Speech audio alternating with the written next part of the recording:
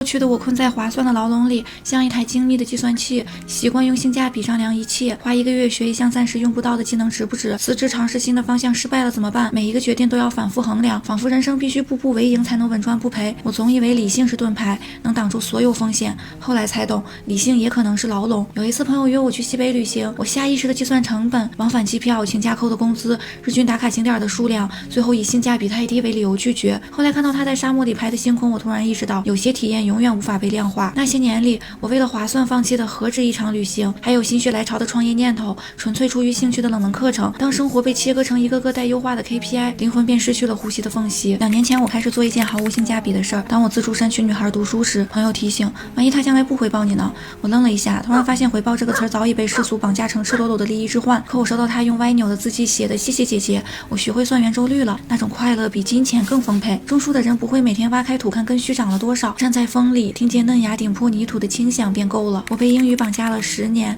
学英语曾是我最功利的执念。从小学起，我带着必须有用的焦虑去背单词儿。上班后我练口语是为了进外企，读英文原著也只是为了在简历上写上精通英语。我强迫自己15分钟必须读完一篇，把每个生词抄写10遍，仿佛多记一个单词就能离成功更进一步。直到有一天，我在上海的咖啡店遇到一位银发的老太太，她捧着傲慢与偏见，轻声念出达西的告白。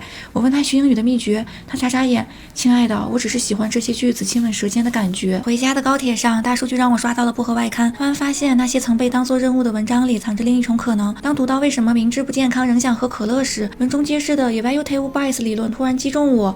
原来那些将饮料与 fun, happiness and friendship 隐晦连结的 powerful marketing messages 早已通过广告场景中聚会的碰杯声，在我们大脑形成认知偏差。薄荷外刊一天有1篇文章，还有详细的讲义，包括背景知识、重点词儿、长难句分析等等。现在我会自己泛读了解大概意思，然后跟着音频再读一遍，并不吃力。如今翻看笔记，雷奎的开罗宙斯的注解仍带着那天咖啡的香气。这个词组准确地解释了为何饮料热量不会触发饱腹感。现在指尖划过的 neuromarketing、health equity 这些专业术语，不再是简历上的装饰品，而是理解 corporate social responsibility products 的钥匙。当语言褪去功利的外壳，才能显露它本真的模样。英语不是丈量成功的标尺，而是让经济学人里 global consumption patterns 都化作滋养认知的细语。现在我强制自己每天留2小时空白，有时只是盯着窗外数钱塘江有几条船，有时会写一篇无人阅读的随笔。我妈笑我，有这时间不如多拍2个视频赚钱。我也怀疑过，直到某天整理旧本子，我发现那些文字早已在不知不觉中成为了我的心理医生。他们没有带来流量或者收入，却让我学会了自我对话。旅行时我也不执着于值回票价而赶场打卡，我会在海边发半天呆，吹着海风的那个下午，